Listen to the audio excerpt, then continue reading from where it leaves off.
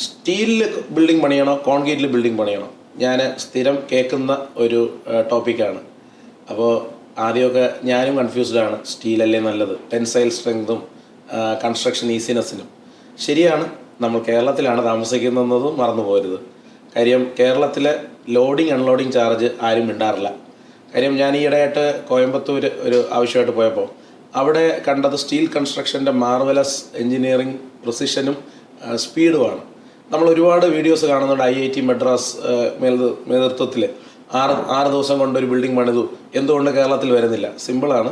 അത് കോൺട്രവേഴ്സി ഉണ്ടാക്കുമെന്ന് എനിക്കറിയില്ല. ഇവിടുത്തെ ലോഡിങ് അൺലോഡിങ് നിയമം തന്നെയാണ്. കാര്യം നമ്മുടെ ഇവിടെ രാവിലെ 8 മുതൽ വൈകുന്നേരം 5 മണി വരെ മാത്രമേ തൊഴിലാളികൾ വർക്ക് ചെയ്യാറുള്ളൂ. ആ സമയത്ത് നമുക്ക് പണി ചെയ്യാൻ ബുദ്ധിമുട്ടുണ്ട്. പിന്നെ അടുത്ത വില്ലൻ എന്ന് പറയുന്നത് KSABയുടെ വയറാണ്. ഈ നമ്മൾ ക്രെയിൻ വെച്ച് ഇത് പൊക്കിയാണ് ഇൻസ്റ്റാൾ ചെയ്യേണ്ടത്. അപ്പോൾ വയറുകൾ തട്ടും. പിന്നെ ഈ ക്രെയിൻ പൊക്കുമ്പോൾ യൂണിയൻകാർ പ്രശ്നം ഉണ്ട്. അപ്പോൾ ഇത് രണ്ടും ഓവർകം ചെയ്ത് നമുക്ക് സ്റ്റീൽ ചെയ്യാം. പിന്നെ എൻജിനീയറിംഗ് പെർസ്പെക്റ്റീവിൽ സ്റ്റീൽ നല്ല തന്നെയാണ്. പക്ഷേ ഒരു കാര്യം കൺസിഡർ ചെയ്യേണ്ട, കേരളം എന്ന് പറയുന്ന ഒരു നാരോ സ്ട്രിപ്പ് ഓഫ് ലാൻഡാണ്. അപ്പോൾ കോസ്റ്റൽ ഏരിയയിൽ നിന്ന് വളരെ അടുത്തുള്ളതായതുകൊണ്ട് കൊറോഷൻ്റെ ഒരു പ്രശ്നമുണ്ട്.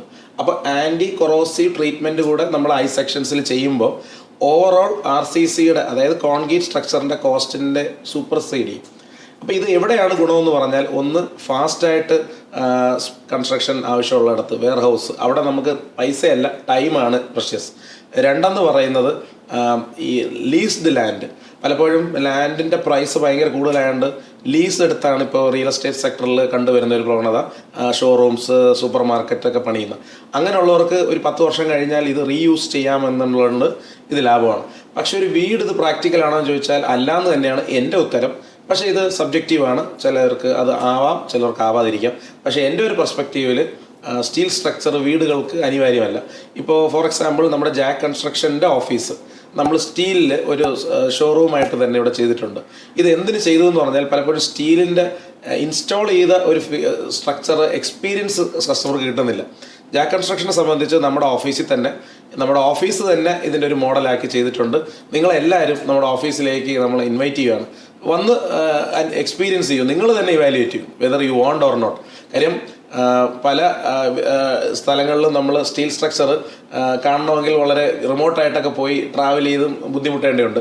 ജാക്ക് കൺസ്ട്രക്ഷനെ സംബന്ധിച്ച് നമ്മുടെ ഓഫീസിൽ തന്നെ നമ്മൾ എക്സാമ്പിൾ സെറ്റ് ചെയ്തിട്ടുണ്ട്. നിങ്ങൾ വന്ന് ഇത് എക്സ്പീരിയൻസ് ചെയ്യാം. Okay, thank you.